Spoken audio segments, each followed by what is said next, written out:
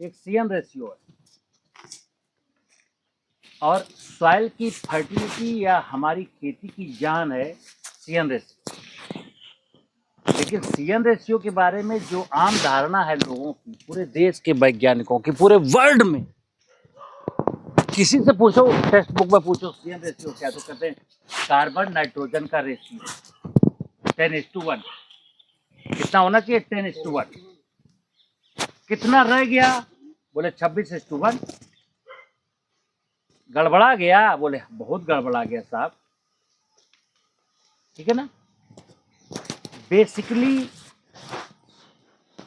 100 साल पहले जब किसी साइंटिस्ट ने सबसे पहले नाइट्रोजन को माना कि नाइट्रोजन एक ऐसा पदार्थ है जो क्रॉप को सपोर्ट करने में सहायक है, वेजिटेटिव ग्रोथ को प्रमोट करने में नाइट्रोजन की महती भूमिका है, तब उसने ये शब्द लिखा कि इतना कार्बन होगा तो इतना नाइट्रोजन मिलेगा।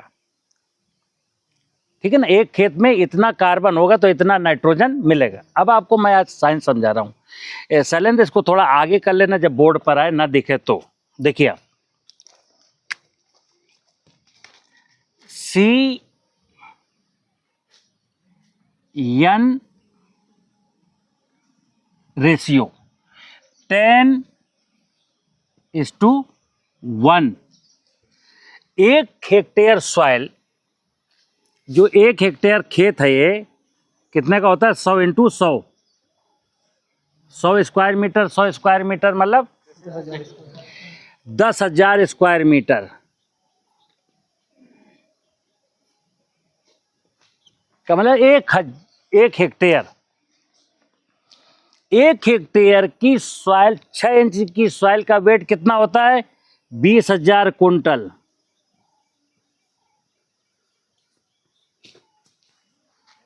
ये थंब रूल आप लिखना। आज मैं तुमको पूरा मैथमेटिक्स समझा रहा हूं। CN रेशियो है क्या? एक हेक्टेयर सॉइल की मिट्टी का वजन है 20,000 कुंटल। और सॉइल के बारे में मैं कह रहा हूं कि सॉइल में अगर 1% जीवांश कार्बन है, देखना है, 1% जीवांश कार्बन, ये क्या? जीवांश, ये कार्बन। समझना बात को। अगर एक हेक्टेयर सॉइल में, किसी भी सॉइल में 1% जीवांश कार्बन है, तो मतलब क्या हुआ? उस खेत में 200 कुंटल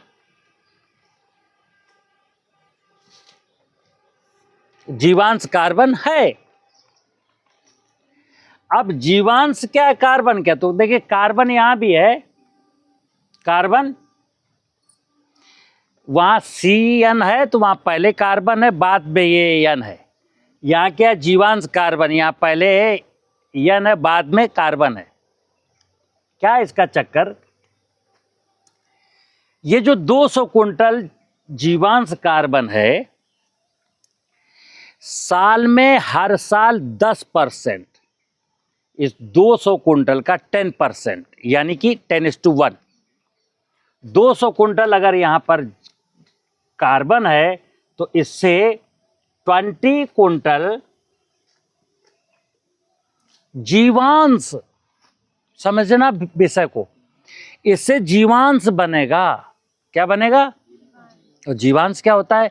मरे हुए जीवों का अंश। कब?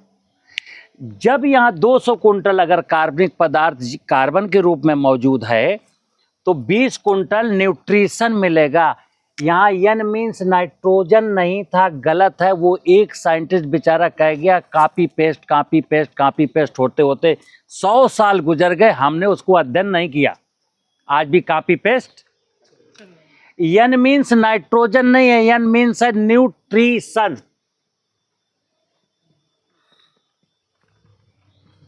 मतलब कंप्लीट फूड, प्लांट का कंप्लीट भोजन।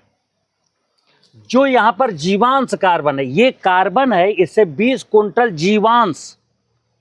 200 कुंटल अगर एक हेक्टेयर सॉइल में कार्बन है, तो 20 कुंटल क्या निकलेगा? और कब निकलेगा? पूरे साल में। ज़्यादा कब निकलेगा? रेनी सीजन में। रेनी सीजन में जितने भी माइक्रो ऑर्गेनिज्म हैं उनकी क्रियाशीलता बहुत फास्ट होती है। माइक्रो ऑर्गेनिज्म के हाथ पांव तो होते ना, केंचुआ की तरह चला जाएगा। माइक्रो ऑर्गेनिज्म का ट्रांसपोर्टेशन क्या है? वाटर। वो कहीं जाएगा तो कब जाएगा? वाटर के थ्रू जाएगा। उसका मूवमेंट विदाउट वाटर नहीं हो सकता। इसीलिए कहते हैं जहां भी बैक्टीरिया हो, जहां भी माइक्रोब्स का जीवामृत का इनोकुलेशन करें, वहां मॉइस्चर होना जरूरी है। दो काम है, एक तो उसका मूवमेंट, दूसरा क्या है? मॉइस्चर की दशा में जो कार्बनिक पदार्थ है ना, जैसे एक हमने लिखा है जीव कार्बन। कार्बन क्या होता है? खेत में हमेशा कार्बन को थोड़ी होता। खेत में कितनी चीजें होंगी?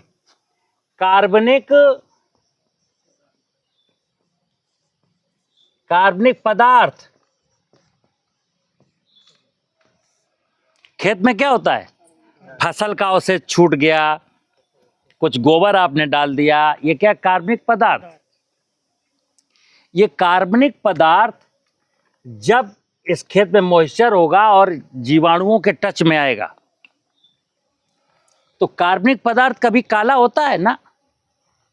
जैसे ये पत्ता है, ये ऐसा है, ये ग्रीन होगा, येलो होगा, वाइट होगा, बट ये ब्लैक नहीं होगा।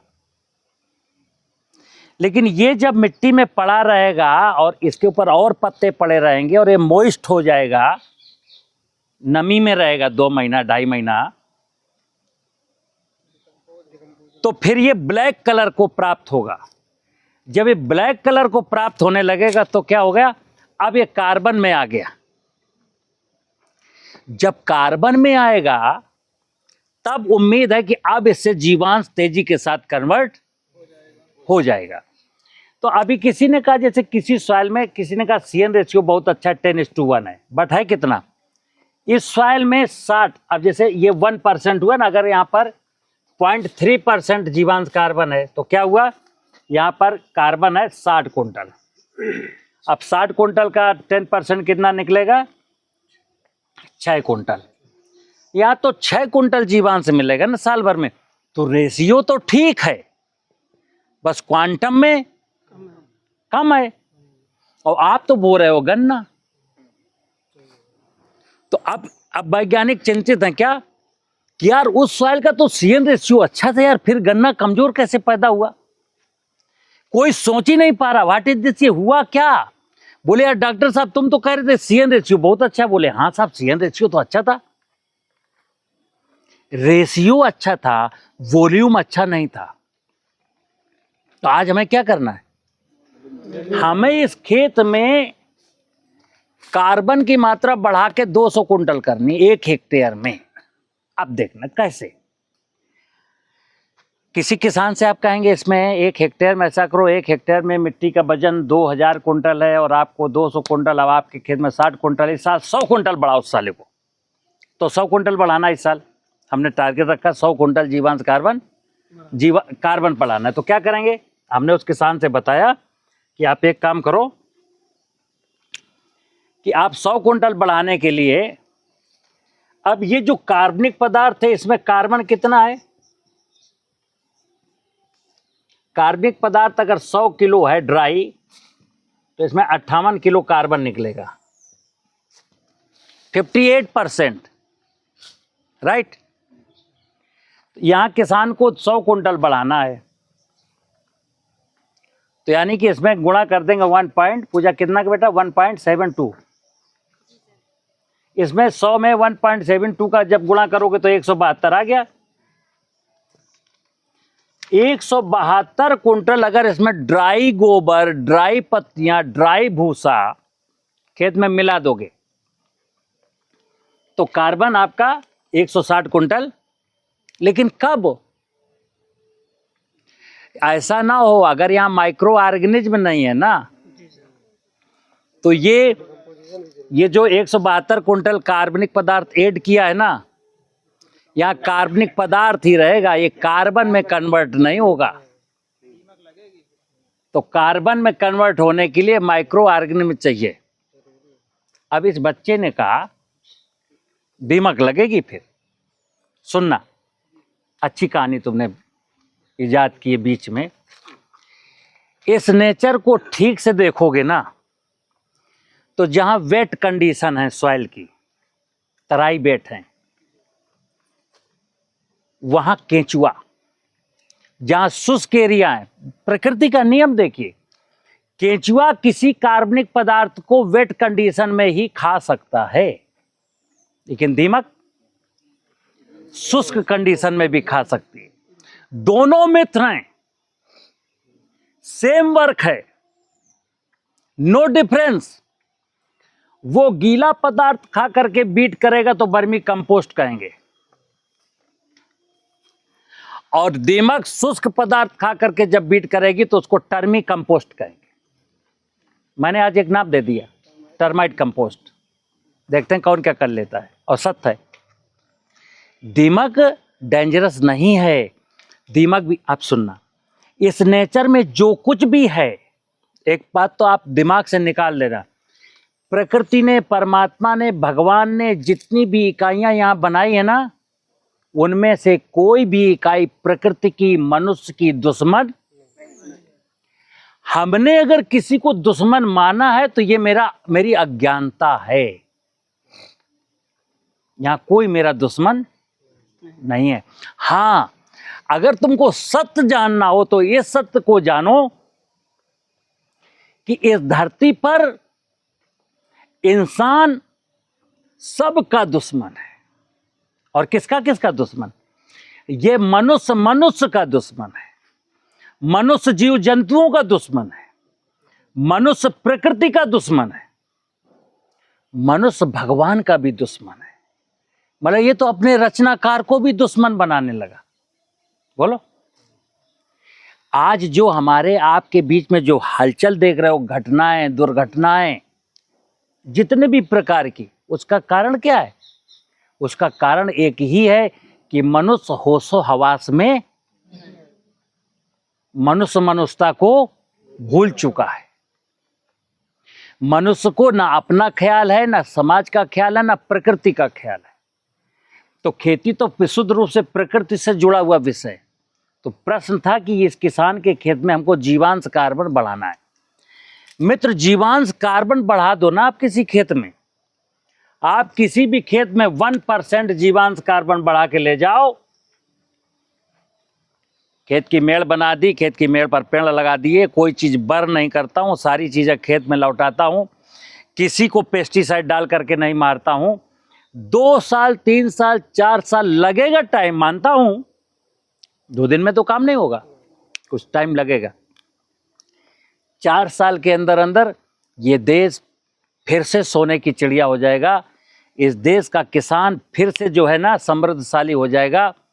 इस देश में कोई भी किसी भी प्रकार के निवेश की जरूरत नहीं पड़ेगी। जैसे मैं कहता हूं, आज के ठीक 400 साल पहले ये देश की अर्थव्यवस्था दुनिया की सबसे बड़ी अर्थव्यवस्था थी। समझना बात को। जैसे आज हम कहते हैं आज हमारे देश की अर्थव्यवस्था 5वें नंबर पर आ गई। मैं कहता हूं ठीक 400 साल पहले ये देश की अर्थव्यवस्था दुनिया में सबसे ऊपर थी। कैसे? ना कोई पढ़ा लिखा था, ना कोई टेक्नोलॉजी थी। कैसे थी? तब रियल में मैं ज्ञानी था, रियल में हमारे फोर फादर ज्ञानी थे। सॉइल के साथ क्या करना है, फॉरेस्ट के साथ क्या करना है, ग्राउंड के वाटर के साथ क्या करना है, बारिश के पानी को कैसे रोकना है, चिड़िया कैसे जिंदा रहे। हम तो चिड़ियों को दाना खिलाते थे, चींटियों को बिलों में आटा डालते थे, पहली रोटी गाय की निकालते थे, आखिरी रोटी कुत्ते के लिए भी रखते थे। वो मेरी संस्कृति थी। क्या हम कहते थे, मेरा भाव था, मेरा पूरा धार्मिक अनुष्ठान क्या था? सर्वे भवन्तु सुखिनः सर्वे सन्तु निरामया। जो व्यक्ति इतना सोच लिया ना, बस समझ लो परमात्मा उससे खुश है। दूध दही की नदियां, ये धरती माता सस श्यामला, धरती माता सोना उगलेगी। मेरे देश की धरती सोना उगले उगले हीरे मोती। तो कभी 17वीं शताब्दी तक मेरे देश की धरती सोना उगलती थी।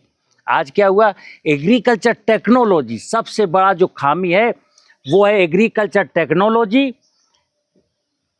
1960 में मेरी मजबूरी थी, खाद्यान्न कम था, 60 मिलियन टन था, लेकिन 30 साल मैंने एग्रीकल्चर टेक्नोलॉजी हरित क्रांति के आयाम पर चला। 1990 में हम आत्मनिर्भर हो गए। फिर रुकना चाहिए ना, जब देख लिया कि आधुनिक कृषि के दुष्परिणाम ये है, सॉइल बंजर होने को आ गई, पानी खत्म हो गया, बायोडाइवर्सिटी खत्म हो गई, बीमार होने लगे लोग, रुकना चाहिए था ना, लेकिन नहीं रुके। क्यों? इधर बहुत सारे इंडस्ट्री खड़ी हो गई, बहुत सारे एग्रीप्रेन्योर्स खड़े हो गए, अब वो अपनी दुकानें बंद नहीं करना चाहते, तो वही किसानों को बरगलाते हैं क्या? और इसमें हम पढ़े लिखे लोग भी शामिल हैं। अरे यार, ये सब बेकार की बात मत करो। हाँ, 1960 में भूखों मरते थे हम, ये तो शुक्र मनाइए यूरिया का, डीएपी का, पेस्टिसाइड का। तो एक बार आदमी सोचता, बाप रे बाप, ये सही करा, नहीं नहीं, केमिकल फार्मिंग ठीक है। मैं कहता हूं कि तुम इतने बेवकूफ हो, तुम्हारी सोच इतनी छोटी है कि तुम इस देश का जन्म क्या 1960 में हुआ था? इतिहास ही पढ़ना है तो जरा और पीछे से पढ़ लो ना पन्ना। बहुत शौक है ना इतिहास का कि 1947 में भूखों मरते थे, तो मेरा इतिहास सुन लो। 17वीं शताब्दी में एक विदेशी आर्थिक इतिहासकार है अंगस मैडिसन, उन्होंने कहा है भारत बिना गन्ने के चीनी पैदा करता है। देखना, भारत किससे? शहद से, मधुमक्खियों से। इतना हर बड़े पेड़ पर मधुमक्खी के छत्ता। भारत के पास दूध दही की नदियां बहती हैं, तब भैंस एक भी नहीं थी, गाय से। भारत सोने की चिड़िया है। भारत की अर्थव्यवस्था दुनिया में सबसे बड़ी है। हम विश्व का 34% खाद्यान्न 400 साल पहले भारत पैदा करता था। और तब क्या था, समुद्री रास्ते से सब खाद्यान्न जाता था और कागज का नोट तो होता नहीं था। क्या होता था? सोने की गिन्नियां, चांदी के सिक्के। और सुनना, चांदी के सिक्के आप देख लीजिएगा, अरबी लिखी होगी, फारसी लिखी होगी, उर्दू लिखी होगी, ये सब फॉरेन से आई हुई है, किसी में सम्राट अशोक की लाट नहीं होगी। मीन्स आपके घरों में चांदी के सिक्के मिल जाएंगे, आप उठा के देख लेना जरा, कहीं हिंदी लिखी है? सब अरब से आते थे। जहां मेरा खाद्यान्न जाता तो बदले में चांदी देते थे, सोना देते थे, तो मैं बाहर सोने की चिड़िया था। ठीक है ना? तो हम एग्रीकल्चर के लोग ये संकल्प लें कि हम अपना रास्ता खुद बनाएंगे, अपने देश को प्रगति की ओर ले जाएंगे, अपने देश के किसानों को ऐसा मार्ग बताएंगे ताकि वो लुटे ना, उसको कोई ठगने ना पाए, उसकी कास्ट ऑफ कल्टीवेशन घटाएंगे। और क्यों? क्योंकि अगर हम ये नहीं करेंगे तो आप खा क्या रहे हो? चलो, मैंने कहा टेक्नोलॉजी सबसे अच्छी, तो ठीक है, उसने 1 एकड़ टमाटर में जो 40,000 का पेस्ट इंसेक्टिसाइड डाला है, खाओ। उसने गोभी में इतना डाला, उसने ये डाला, पपीते में ये, केले में ये, उसमें ये, सब में खाओ, खा के मरो। आज मित्र, प्रश्न आमदनी बढ़ाने का नहीं है, आज प्रश्न है जिंदा रहने का, अपने बच्चों के उज्जवल भविष्य का। ठीक है ना? अब आपको जीवन